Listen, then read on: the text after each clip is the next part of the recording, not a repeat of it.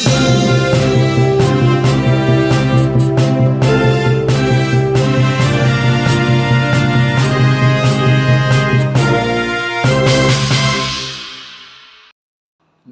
दोस्तों, आप जुड़ चुके हैं हिट पिट न्यूज़ टीवी चैनल से और मैं हूं हरनाम सिंह बड़वाल। दोस्तों, जैसा कि मैंने आपको पिछले 2 वीडियो में दिखाया और मैंने आपसे वादा किया था कि मैं हर रोज़ आपको किसी न किसी कथा से रूबरू करवाऊंगा। संत महात्माओं की कथा को लेकर मैं आपके सामने रूबरू होऊंगा।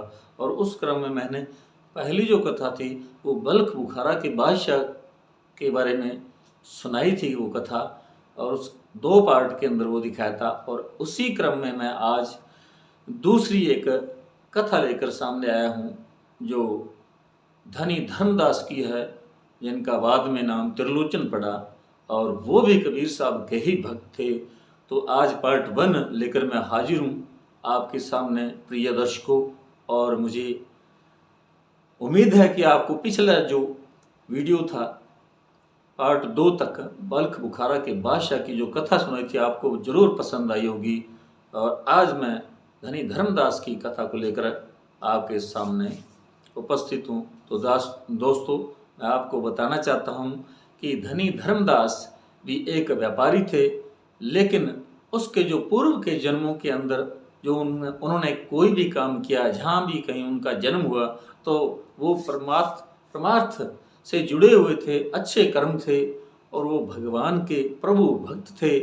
और ऐसा माना जाता है और कई संतों ने, महात्माओं ने भी इस प्रकार का जिक्र किया है कि जब कोई व्यक्ति भगवान से जुड़ जाता है, उसे बहुत अधिक प्यार करता है और वो कहीं ना कहीं उसमें कोई थोड़ी बहुत कमी रह जाती है, तो उसे दोबारा फिर से मनुष्य जन्म मिलता है, क्योंकि ये 84 लाख योनि है। और संत महात्माओं ने इस संबंध में बहुत विस्तार से जानकारी दी है, उन्होंने बताया, क्योंकि उनके ये खुद के अनुभव रहे हैं।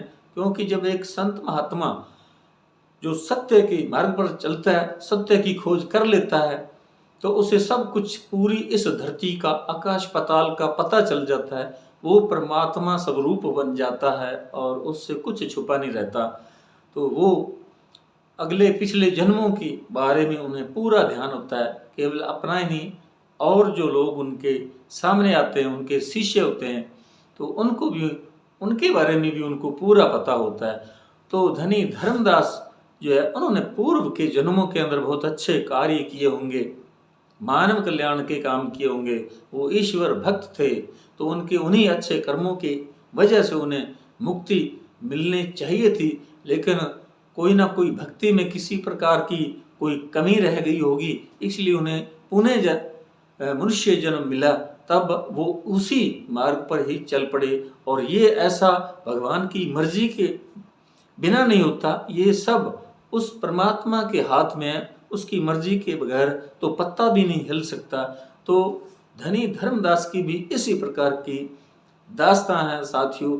वो जब बड़े हुए और व्यापार के धंधे में खूब पैसा आया, कमाया, लेकिन ऐसा नहीं है कि सत्य के मार्ग पर चलते हुए, ईमानदारी के साथ काम करते हुए भगवान जो है वो नहीं देता, बहुत कुछ देता है। तो धनी धर्मदास जो, उनका नाम जैसा आप सुन रहे हैं, उनका नाम इसीलिए धनी धर्मदास पड़ा क्योंकि उसके पास धन संपदा की कोई कमी नहीं थी, पैसे की कोई कमी नहीं थी। वो बहुत धनी व्यक्ति थे, लेकिन वो भगवान के एक प्यारे दूत थे, प्रभु भक्त थे।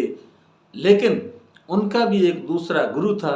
जिस प्रकार जैसे गुरु की एक बहुत आवश्यकता होती है, गुरु के बिना ज्ञान नहीं मिलता, तो परमार्थ का जो काम है, जो ईश्वर भक्ति का काम है, ये भी तभी सही मार्ग पर चलने से प्राप्त होता है। और इस ये मार्गदर्शन जो ये पूरे पहुंचे हुए किसी संत महात्मा फकीर पैगंबर के माध्यम से ही ये हो पाता है।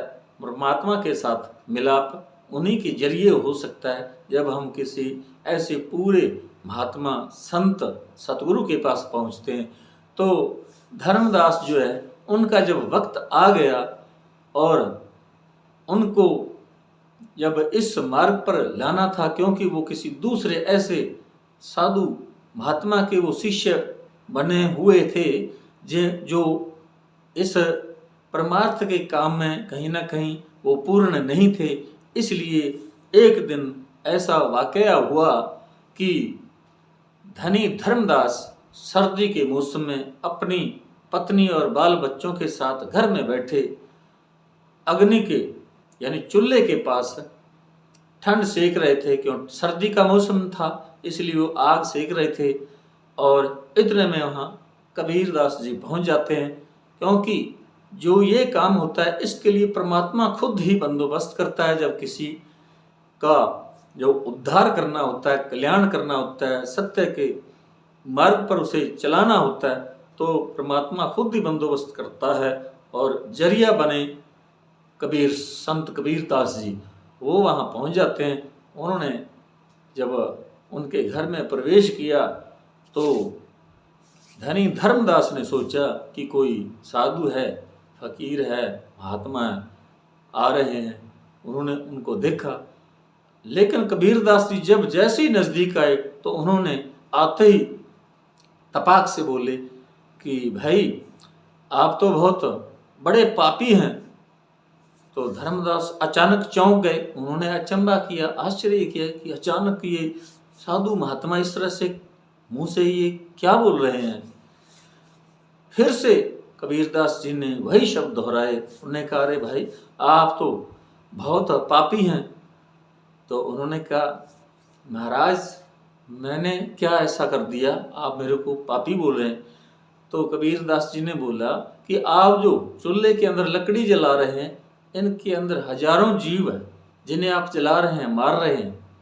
इतना कहकर कबीरदास जी उल्टे पांव वहाँ से चले गए। अब जो धनी धर्मदास है उन्होंने जब वो लकड़ी को देखा, उन्होंने सोचा कि अगर ये कोई महात्मा है, उन्होंने ये जो बात कही है इसका तो पता तो करना चाहिए। तो उन्होंने उस लकड़ी को जब तोड़कर देखा तो उसके अंदर हजारों छोटे छोटे जीव यानी दीमक के कीड़े थे जो अंदर जल रहे थे लकड़ी के अंदर, आग के अंदर।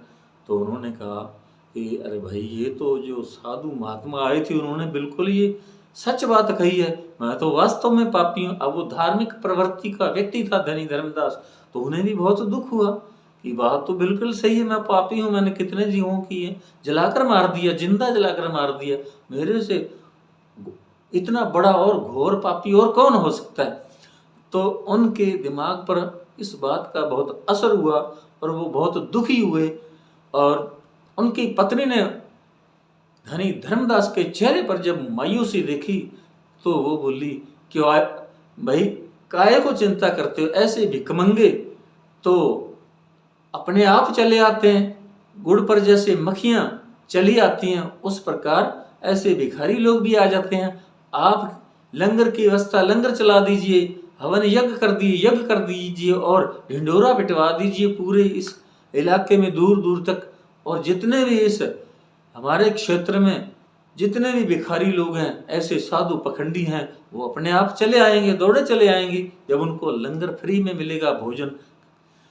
तो धनी धर्मदास ने भी अपनी पत्नी का कहना मान लिया और उन्होंने अगले ही दिन सब तरह की व्यवस्था कर दी और पूरे उस क्षेत्र में उन्होंने आदमी भेज दिए और हरकारे भेज दिए। उन्होंने कहा कि धनी धर्मदास के घर आज से यज्ञ किया जा रहा है और लंगर की पूरी व्यवस्था है, कोई वहाँ से भूखा नहीं जाएगा और दिन रात लंगर चलेगा। क्योंकि धनी राम के पास दौलत की कोई कमी नहीं थी, तो इसलिए वो लंगर कई दिनों तक चलता रहा। हजारों साधु आए, लाखों साधु महात्मा आए, भिखारी आए और धनी धर्मदास की निगाहें उन साधुओं, उन महात्माओं, उन भिखारियों पर टकटकी लगाए देखती रहती थी उनकी नजरें कि कब वो जाना पहचाना चेहरा कबीरदास जी का उनके कभी सामने आएगा भी। इसी उधेड़ बुन में वो लगातार इसी प्रकार यज्ञ चलता रहा, लंगर चलता रहा, लोग आते रहे, जाते रहे, खाते रहे। लेकिन वहाँ कबीरदास जी नहीं आए, वो चेहरा सामने नहीं आया जिन्होंने उनको उस दिन कहा था कि भाई आप बहुत बड़े घोर पापी हैं, आप इन लकड़ियों के अंदर लाखों छोटे छोटे जीवों को जला रहे हैं। बात सच थी। अब दुखी तो थे क्योंकि वो बचपन से ही ऐसी धार्मिक प्रवृत्ति के व्यक्ति थे और उन्होंने एक गुरु के शिष्य भी बने हुए थे और अक्सर वहाँ आते जाते थे, कथाएं सुनते थे, साधु महात्माओं की, परमात्मा के नाम की चर्चा होती थी, वहाँ वो भाग लेते थे। तो वो बहुत दुखी थे। उनका जो धन दौलत सब कुछ इसी लंगर में ही खर्च हो गया। उन्होंने घर बेच दिया, उनकी जो जमीनें थी वो बेच दी, गहने बेच दिए, जो नकदी थी वो बेच दी। अब बहुत गरीब हो गए।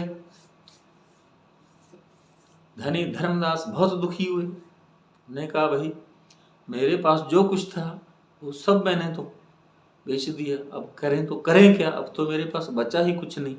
अब मैं किसको क्या लंगर छकाऊंगा, मेरे पास तो है ही नहीं, क्या खिलाऊंगा। मेरे तो उल्टे वो महात्मा जो थे वो भी नहीं आए जिन्होंने ये बात कही, और धन भी सारा खर्च हो गया। तो उन्होंने आखिर सोचा कि अब तो इससे बेहतर तो यही होगा कि अब मैं आत्महत्या कर लूं, अपनी यह लीला खत्म कर लूं। मैं किसी को मुंह दिखाने लायक भी नहीं रहा। मेरे को सब लोग धनी धर्मदास के नाम से जानते थे, अब तो मैं कंगाल हो चुका हूं, मेरे पास कुछ भी नहीं है।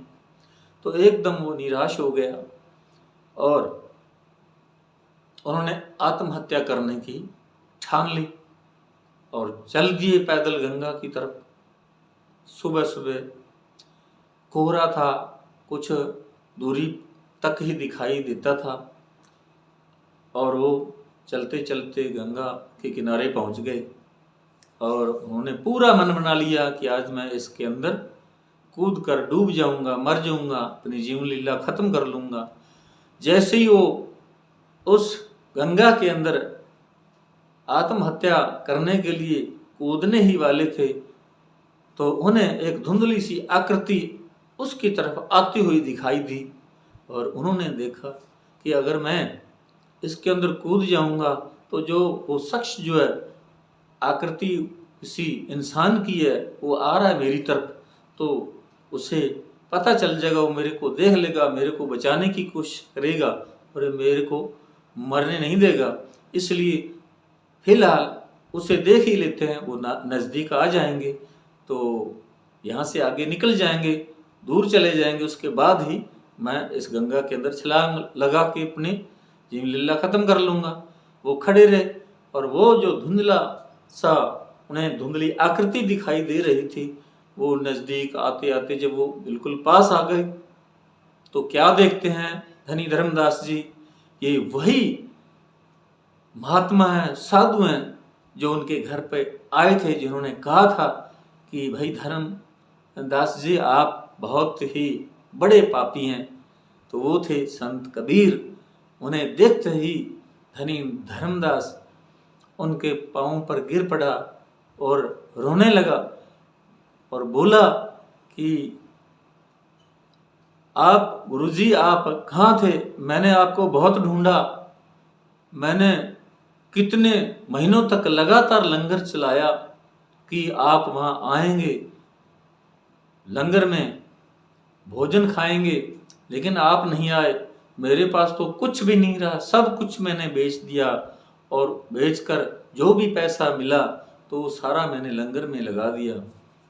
तो दोस्तों बताना चाहूँगा, कबीरदास जी ने कहा कि ये जो माया है ये ऐसी नागिन है जिसे डस लेती है, उसे घायल कर देती है और ये इतना उस माया मोह के अंदर फंसा देती है मनुष्य को कि वो ईश्वर का नाम भूल जाता है, भक्ति भावना उसके अंदर खत्म हो जाती है।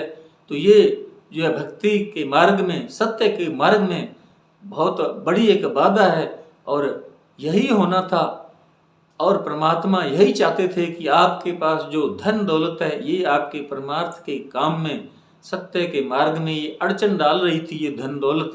इसीलिए परमात्मा ने सबसे पहले आपसे ये काम करवाया और ये जो है माया आपकी खत्म हो गई और इससे जो आपका मोह भंग हो गया।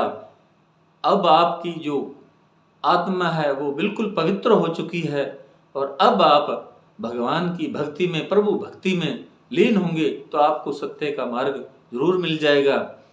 तो धनी धर्मदास ने कबीरदास जी को अपना गुरु मान लिया और इस प्रकार उनका कल्याण हो गया और धनी धर्मदास से उनका नाम त्रिलोचन भक्त हो गया।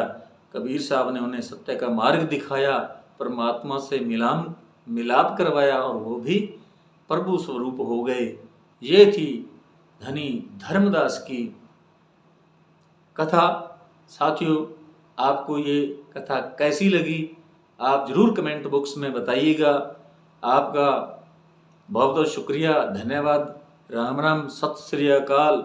हमारे इस वीडियो को आप ज़्यादा से ज़्यादा शेयर करें, लाइक करें और हमारे channel hit fit news TV को ज़रूर सब्सक्राइब कर लें साथियों। और मैं कल फिर एक नई कथा लेकर आपके सम्मुख फिर हाजिर होऊंगा। तब तक के लिए खुदा हाफिज।